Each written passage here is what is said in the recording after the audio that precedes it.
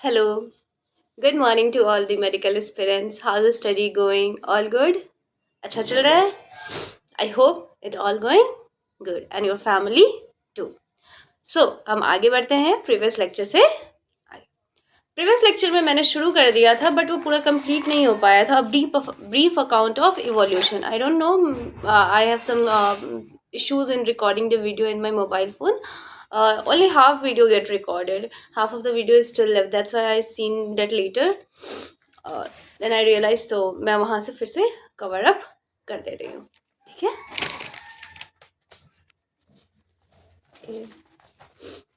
The day feels good today, मतलब where I am right now. Okay, a brief account of evolution. तो about 2000 million years अगो जो थे हमारे, जो first cellular form of life appear हुए थे हमारे अर्थ पे। और ये जो मैकेनिज्म थी, कैसे हमारे नॉन सेलुलर एग्रीगेट्स जो कि जाइंट मैक्रो मॉलिक्यूल्स थे, वो कैसे इवॉल्व करते हमारे सेल्स में विथ मेम्ब्रेनस इन्वेलप, जो कि नोन नहीं थे उस टाइम पे। कुछ सेल्स इसमें थे जिनमें एबिलिटी थी जो रिलीज कर सके ऑक्सीजन, और यही रिएक्शन होने की वजह से हमारे सिमिलर लाइट रिएक्शन दिखाते हैं, मतलब फोटोसिंथेसिस, जहाँ पे वाटर क्या थे, स्प्लिट कर जा रहे थे with the help of solar energy को कैप्चर करते हुए और चैनलाइज कर रहे थे एक एप्रोप्रिएट लाइट हार्वेस्टिंग पिगमेंट्स के साथ, और तब जाकर के यहाँ से लाइफ फॉर्म हमारी शुरू हो गई। उसके बाद स्लोली जो हमारे सिंगल सेल्ड ऑर्गेनिज्म थे वो मल्टी सेलुलर बनते चले गए, और उसके बाद by the time of 500 million years अगो जो इनवर्टिब्रेट्स थे वो बन गए, और एक्टिवली वो अपना काम, मतलब एक्टिवली फंक्शन उनकी चल रही थी। फिर हमारे जॉलेस फिश जो होते हैं प्रोबेबली इवॉल्व हुए हमारे 350 मिलियन ईयर्स अगो। सीवीड्स और कुछ प्लांट्स थे जो कि एग्जिस्ट कर रहे थे, लाइक मान लेते हैं 320 मिलियन ईयर्स अगो, वो भी आए। उसके बाद हमारे जो फर्स्ट ऑर्गेनिज्म जो कि लैंड्स पे आए, जो कि वो कौन से थे, प्लांट्स थे, और वो काफ़ी ज़्यादा वाइड स्प्रेड हुए लैंड्स पे, जब हमारे एनिमल्स भी लैंड पे आए। तो फिश स्टाउट के साथ और स्ट्रॉन्ग फिन्स वो लैंड पे भी मूव कर सकते थे, फिर पानी में चले जाते थे, और ये हमारे 350 मिलियन ईयर्स अगो थे। 1938 में ही एक फिश को पाया गया, कहाँ पे, साउथ अफ्रीका में, जो कि कोलेकैंथ नाम का था, जो कि माना जाता था कि वो एक्सटिंक्ट है, बट वो लाइव थी, इसी टाइप की फिश होती है। ये एनिमल्स क्या होते हैं, लोब फिन्स होते हैं इसमें, और ये इवॉल्व हो गए थे फर्स्ट एम्फीबियंस में, जो कि दोनों में ही रहते थे, पानी और लैंड बोथ, मतलब एम्फीबियंस थे। अच्छा, कुछ एक स्केच देखते हैं हम इवोल्यूशन ऑफ प्लांट का, कैसे जियोलॉजिकल पीरियड्स में हमारे प्लांट्स के इवोल्यूशन हुए। तो सबसे पहले हमारा कौन सा पीरियड आएगा, यस, पैलियोजोइक, फिर मीसोजोइक, फिर सीनोजोइक पीरियड्स को देखते हैं। तो पैलियोजोइक जो हमारा क्या था, सिलूरियन पीरियड था, फिर देवोनियन थी, फिर कार्बोनिफेरस थी, फिर पर्मियन थी, फिर ट्रायसिक थी, फिर जुरासिक थी, फिर क्रेटिकेशियस थी, फिर टर्शियरी, फिर क्वाटरनरी। फिर वैसे ही हमारे क्लोरोफाइट्स के एंसेस्टर्स कैसे गए, तो क्लोरोफाइट्स के एंसेस्टर क्या, ब्रायोफाइट्स बन गए। फिर हमारे ट्रैकोफाइट के एंसेस्टर्स क्या बन गए, पहले जुस्टेरोफाइलम बने, फिर जुस्टेरोफाइलम से कैसे बन गए, एर्बोरेसेंट लाइकोपोड्स, फिर हर्बासीशियस लाइकोपोड्स। फिर हमारे साइलोफाइटन से कैसे हुए, तो स्फेनोइड्स बन गए, जिसको हम लोग हॉर्स टेल्स बोलते हैं, फर्न्स बने, गिंकोस बने, कॉनिफर्स बने, गाइनटेल्स बने, साइकट्स बने। उसी से फिर हमारे सीड फर्न्स और प्रोक जिम्नोस्पर्म से ही हमारे काइकट्स का फॉर्मेशन हुआ। फिर हमारे एंजियोस्पर्म्स जो सबसे लास्ट में इवॉल्व होकर के आते हैं, जो कि हमारा क्या है, एक फ्लावरिंग प्लांट मोनोकोटिलेडन्स का, ठीक। सो हम आगे देखते हैं। वैसे ही हमारा एक और इवोल्यूशनरी हिस्ट्री है वर्टिब्रेट्स का। तो इसमें भी क्या, तो आपके 300 million years ago to 300 years ago, ठीक है। तो हमारे मिलियन ईयर्स अगो उसमें हमारे कार्बोनिफेरस, फिर पर्मियन, फिर ट्रायसिक, फिर जुरासिक, फिर क्रेटिकस, फिर टर्शियरी, फिर क्वाटरनरी के बाद जो अभी आप देख रहे हो वो सारे आ जाते हैं। तो कार्बोनिफरस के टाइम पे मतलब 350 मिलियन ईयर्स अगो के टाइम पे हमारे कौन मिलते थे, जो अर्ली रेप्टाइल्स जो कि अभी एक्सटिंक्ट हो चुके हैं। 300 के टाइम पे क्या मिलते थे, सिनेप्सिड्स, सौरोप्सिड्स मिलते थे। सौरोप्सिड्स यही सब चल के अभी इवॉल्व होकर के क्या बन चुके हैं, टर्टल बन चुके हैं, लिजार्ड्स बन चुके हैं, स्नेक बन चुके हैं एंड आपके टूएटरस बन चुके हैं। फिर वहीं से हमारा निकला थीकोडोन्स, जो कि ये भी एक्सटेंट हो गए। पहले पेलाइकोसॉरस, जो कि वो भी एक्सटेंट हो गए। फिर थेराप्सिड्स, वो भी एक्सटेंट हो गए। डायनासोर्स, वो भी एक्सटेंट हो गए। एंड देन यही इवॉल्व होकर के हमारे क्या बन गए, पूरे मैमल्स। नहीं, पहले तो डायनासोर से तो वो पूरा क्रोकोडाइल से सारे बने, बर्ड्स थे वो सब, और थेराप्सीड्स जो थे उनसे हमारे किसका फॉर्मेशन हुआ, मैमल्स का फॉर्मेशन हुआ। मतलब ये बहुत अच्छी एक चार्ट है, आपकी एनसीईआरटी बुक देती है एंड इट्स गुड। हाँ, ऐसा नहीं है कि उससे बहुत क्वेश्चन आता है, बट हाँ अगर आपको इवोल्यूशन फेज में इंटरेस्ट है, फॉसिल्स ये सब में इंटरेस्ट है, तो हाँ you can go for that thing, आप उसको देख सकते हो। तो यहाँ पे अब आगे देखते हैं कि हमारा जो सबसे पहला जो एम्फीबियन था, जो कि दोनों पानी और वाटर में रह सकता था, वो कौन था, कोलेकैंथ। तो यहाँ पे कोई ऐसा स्पेसिफिक नहीं था जो कि हमारे साथ बचता है, ऐसा माना गया था। तो जो हमारे ये सारे हमारे क्या हुए, एंसेस्टर्स हुआ हमारे मॉडर्न डेज फ्रॉग्स के, सैलमेंडर्स के, और एम्फीबियंस कहाँ इवॉल्व हो गए, रेप्टाइल्स में। और इसके पास थिक सेल्स की कमी होती थी बहुत, जो कि सन में ड्राई अप नहीं होते थे, लाइक दोज ऑफ एम्फीबियंस। तो हम क्या देख सकते हैं, तो हमारे जो हम आज देख रहे हैं वो modern day descendants, turtles, tortoises, crocodiles, ये सब देख रहे हैं। तो ये नेक्स्ट 200 मिलियन ईयर्स में क्या हो सकता है, तो रेप्टाइल्स जो होंगे हमारे डिफरेंट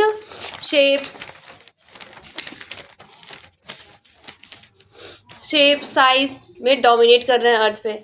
जाइंट फर्न्स भी हमारे जैसे टेरोडोफाइट्स, वो भी हमारे प्रेजेंट तो थे, बट वो सारे के सारे जब मतलब लाइक फेल हो गए, मतलब गलने लगे पौधे, तो वो एक कोल का डिपोजिशन कर लिए। कुछ जो हमारे लैंड रेप्टाइल्स थे वो पानी में वापस चले गए और इवॉल्व हो गए, कैसे, फिश लाइक रेप्टाइल्स, जैसे कि प्रोबेबली ये 2000 मिलियन ईयर्स अगो हुआ होगा, जैसे कि इक्थायोसॉरस। जो हमारे लैंड रेप्टाइल्स होते हैं, ऑफकोर्स जो डायनासोर्स थे, जो बिगेस्ट सबसे बड़ा उसमें कौन सा था, टायरेनोसॉरस रेक्स, जो कि 20 फीट इन हाइट थी, ठीक है। एंड उसमें ह्यूज फियरसोम डैगर लाइक टीथ थे, मतलब बहुत लंबे लंबे से दांत थे।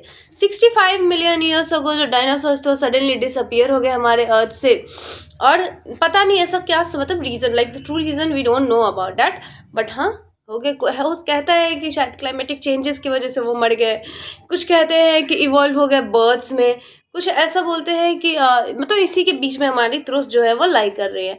स्मॉल साइज रेप्टाइल्स थे जो उस एरा के, वो आज भी एग्जिस्ट करते हैं। तो जब से फर्स्ट मैमल्स जो थे वो कौन थे, श्रीवर लाइक श्रीव्स, और इनका पहला ये जो फॉसिल्स है बहुत ही छोटे साइज की होती है। मैमल्स वर विविपेरस होते हैं ये, और इनको प्रोटेक्ट किया जाता है क्या, अनबॉर्न जो यंग होके इनसाइड मदर्स के बॉडी में रहते हैं। तो मैमल्स हमारे ज़्यादा इंटेलिजेंट होते हैं किसी चीज़ को सेंस करने में, अवॉइड करने में डेंजर को एटलीस्ट, और रेप्टाइल्स जो होते हैं वो मैमल्स के तरह ही थोड़े थोड़े इस अर्थ पे भी रहना शुरू कर दिए। उसके अलावा कुछ हमारे साउथ अमेरिकन मैमल्स, जैसे कि हमारे हॉर्स, हिप्पोपोटामस, बेयर, रैबिट, तो ये सारे भी रिजेंबल करने लगे। कुछ हमारे कॉन्टिनेंटल ड्रिफ्ट की वजह से, जहाँ पे हमारा साउथ अमेरिका जो ज्वाइन हो गया नॉर्थ अमेरिका से, तो ये एनिमल्स क्या हो गए, ओवरराइड करके हमारे नॉर्थ अमेरिका से फौना जितने भी थे उधर भी चले गए। सेम कॉन्टिनेंटल ड्रिफ्ट हमारे पाउच्ड एनिमल्स जैसे कि ऑस्ट्रेलियन सर्वाइव कर गए, क्योंकि लैक ऑफ कंपटीशन थे उनके अदर मैमल से, तो वो इजीली सर्वाइव कर गए। तो अब हम ये सब भूलते हैं, कुछ मैमल्स जो होते हैं वो पूरा ही पानी में रहते हैं, जैसे कि वेल्स हो गए, डॉल्फिन्स हो गए, सील्स हो गए, सी काउज हो गए, ये कुछ उसके एग्जाम्पल होते हैं। जैसे कि हमारे हॉर्स, एलिफेंट, डॉग, ये सब का इवोल्यूशन हुआ, ये एक स्पेशल स्टोरीज ऑफ इवोल्यूशन है। तो ये सब के बारे में आप हायर क्लासेस में पढ़ोगे कि कुत्ता, बिल्ली, ये सब कैसे, मतलब हॉर्स कैसे इवॉल्व हुए, एलिफेंट कैसे इवॉल्व हुए, एंड डॉग कैसे इवॉल्व हुए, ठीक है।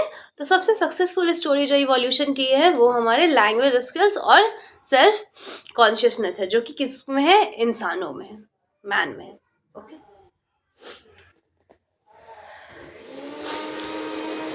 अब आते हैं origin and evolution of man, कि कैसे हमारे इंसानों का ओरिजिन हुआ और इवोल्यूशन हुआ। तो अबाउट 1500 मिलियन ईयर्स अगो हमारे प्राइमेट्स बने, जिसको हम लोग क्या बोल रहे थे, ऑस्ट्रेलोपिथिकस और रामापिथिकस जो कि एग्जिस्ट कर रहे थे। ये कैसे होते थे? हेयरी होते थे, गॉरिलास की तरह चलते थे एंड चिंपैंजीज की तरह।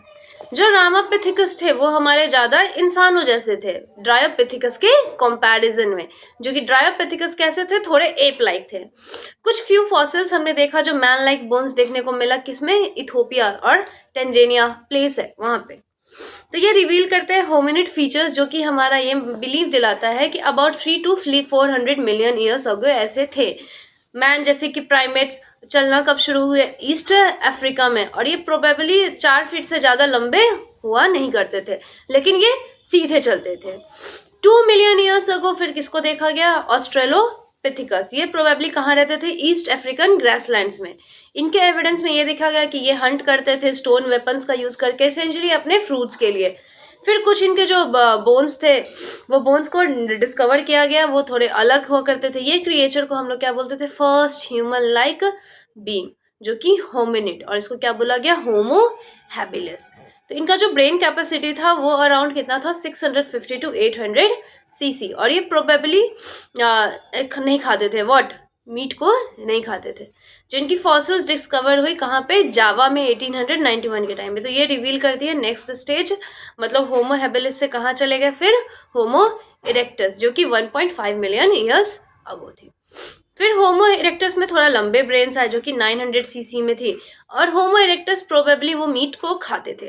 फिर निएंडरथल मैन आए जिनका जो ब्रेन साइज था वो 1400 सीसी हुआ, जो कि ये ईस्ट और सेंट्रल एशिया में रहना शुरू हो गए। कब? लगभग 1 लाख से 40,000 साल पहले की बात है। तो ये क्या करते थे? छुपते भी थे अपने आप को प्रोटेक्ट करने के लिए, और साथ ही इन्होंने अपने बॉडीज को दफनाना भी शुरू किया था। मतलब इनकी बॉडीज क्या होती थी?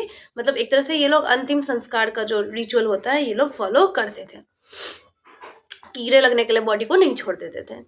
फिर होमोसेपियंस हमारे कहाँ आए? तो फिर ये अफ्रीका में अरोज हुए। होमोसेपियंस सबसे मूव करके हमारे ऑल ओवर द कॉन्टिनेंट और डेवलप हो गए डिस्टिंक्ट रेसेस में। तो जब आइस एज आई, जो आइस एज किसको बोला जाता है? 75,000 to 10,000 ईयर्स अगो, मतलब मॉडर्न होमोसेपियंस। तो pre historic cave art develop हुआ अबाउट 18,000 ईयर्स अगो। फिर उसी से केव पेंटिंग्स को हम लोग क्या बोलते हैं? प्री हिस्टोरिक ह्यूमंस, जैसे कि हमारे कहाँ पे देखने को मिलता है? भीमबेटका रॉक्स, जो कि शेल्टर है हमारे raisin district of Madhya Pradesh में, ये देखने को मिलता है। फिर एग्रीकल्चर भी, मतलब कैसे हम अपने लिए पौधों को उगाएंगे, कैसे हम अपने लिए फसल को उगा करके खाना खाएंगे, मतलब अपने नीड्स को फुलफिल करने के लिए।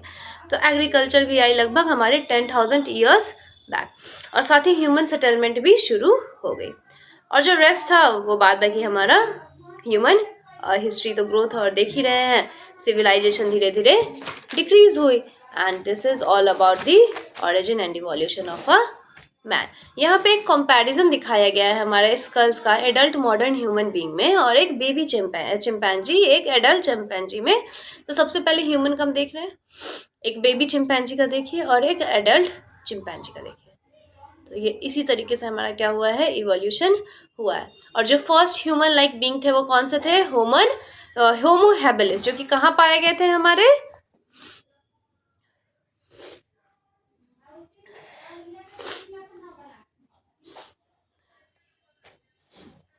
और इसमें आपको कुछ वैसा I don't think so there is anything else. Now we will come to next chapter in next class, of course not today. अच्छा हाँ, कुछ चीज़ें मैं बताना चाह रही थी। यस, ह्यूमन इवोल्यूशन का स्टडी को हम लोग क्या बोलते हैं? एंथ्रोपोलॉजी बोलते हैं। ह्यूमन इवोल्यूशनरी जो हिस्ट्री थी वो इनकम्प्लीट है, मतलब कि मिसिंग लिंक्स आज भी अभी प्रेजेंट है इसमें। ह्यूमन इवोल्यूशन जो एज है वो हमारा प्लिस्टोसीन इपॉक, जो कि 2 मिलियन ईयर्स अगो से चलते आ रही है। और ये किसके बारे में है? क्लास मेमेलिया ऑर्डर प्रिमेट्स के बारे में। जो मोस्ट क्लोज है वो किससे? हम एप्स और चिंपैंजी से। सिमिलैरिटीज क्या देखने को मिलता है? टेल्स कम हो गए, ब्रेन साइज बढ़ गए, चेस्ट ब्रॉड हो गया, फ्लैट स्टर्नम देखने को मिलता है, लंबर रीजन शॉर्टर हो गए, और ब्रो रिजेस देखने को मिलता है आइस के ऊपर। और ये पेयर्स में रहते हैं, फीमेल्स में मेंस्ट्रुअल साइकिल होती है। तो ह्यूमन इवोल्यूशन जो भी हमारा इसका स्टडी है बेसिस है वो क्या है? फॉसिल्स ही है। और ये माना गया है कि हमारा कहाँ से शुरू हुआ है? ईस्ट अफ्रीका से। तो कुछ 3 मेन कैरेक्टर्स हैं हमारे ह्यूमन इवोल्यूशन जिसको हम देखते हैं। तो ब्रेन साइज को हम चेक करते हैं, मतलब क्रेनियल कैविटी, बाइपेडल लोकोमोशन, मतलब कि हाथ से नहीं चलते, सिर्फ पाँव से चलते हैं, और माइग्रेटरी इंस्टिंक्ट मेन में आए। सबसे पहला हमारा ड्रायोपिथिकस था, है ना, फिर रामापिथिकस, फिर ऑस्ट्रेलोपिथिकस, फिर आपका होमो हेबिलिस, फिर होमो इरेक्टस हो गए, फिर आपके होमोसेपियंस, फिर निएंडरथल मैन से, उसी को हम लोग होमोसेपियंस निएंडरथल लाइसिस भी बोल रहे थे, फिर आपके होमोसेपियंस के फॉसिल्स एंड होमोसेपियंस सेपियंस मतलब जिसको हम लोग आइस एज बोल रहे हैं। पैलियोलिथिक एज का मतलब होता है टूल्स, मतलब जो भी हमारे स्टोन्स और से बनाए जाते थे। मीजोलिथिक में जो एग्रीकल्चर, आर्ट और कल्चर का ग्रोथ हुआ, और नियोलिथिक में जो ब्रोंज एज था, sorry, so that's it about this chapter evolution. इसका वेटेज होता है बट नॉट दैट मच, हाँ, लेकिन हाँ, आप बोर्ड्स के लिए प्रिपेयर कर रहे हो तो बिल्कुल अच्छे से देखो, कभी भी आंसर्स को जब लिखा करो तो try to be more logical. जब आप लिखोगे ना तो आपके ऑटोमेटिकली आपके बहुत अच्छे स्कोर होंगे, because I have gone through that phase, so I can tell you. और बहुत टाइम नहीं हुआ है मेरा, just like 2020, back in 2020 I did, तो फॉलो करना। और नीट के लिए तो मैं यही बोलूँगी बेटा, जितना क्वेश्चंस लगाओगे, जितने टेस्ट पेपर्स दोगे और जितना ज़्यादा रिवीजन करोगे, दैट्स इट फॉर। और स्ट्रेस लेकर के नहीं, be happily whatever you are doing, you just need to be happy. अगर आपको किसी काम को करके खुशी नहीं मिलती है, मत करो, इट्स बेटर कि आप मत करो, क्योंकि अगर आप कर रहे हो उसको दुख से भी, तो आपको पता है you are damaging your body too. आप अपने शरीर को तो डैमेज कर ही रहे हो, कर रहे हो, साथ ही साथ आप अपने डेली लाइफ को बेकार कर रहे हो, आप अपने लाइफ कुछ ईयर्स को बेकार कर रहे हो। तो कोई भी चीज़ करते हो, anything you will do it happily, खुशी से करने की कोशिश करो। फिलहाल मैंने तो अभी तक यही सीखा है, but I don't know what the future are with me, मतलब मेरे साथ आगे क्या होता है, I will never know, so let's see. Even I will hope best for you all, whoever are like watching me and yes, supporting, yes, कह सकते हैं, like support. Even I didn't ask for it, I don't want anyone's support. If you don't want, I'm not requesting you, so be it as it you are. So अच्छे से बेटा questions लगाइए, practice कीजिए, और exam में क्या करना है, इस बार तो हो ही जाना है ना, एनी मेडिकल कॉलेज, चलो ठीक है, जिसका एम्स का टारगेट है एम्स ही ले लेना, लेकिन जिसका अगर एम्स नहीं भी है, ऑन एन एवरेज भी अगर निकल जाता है, तो बेटा उसी में जाना, और जिसका नहीं होता है वो भी निराश नहीं होना है, वो भी पैरामेडिकल कोर्स में चले जाना है, ठीक है। Okay then, bye, have a nice day to you.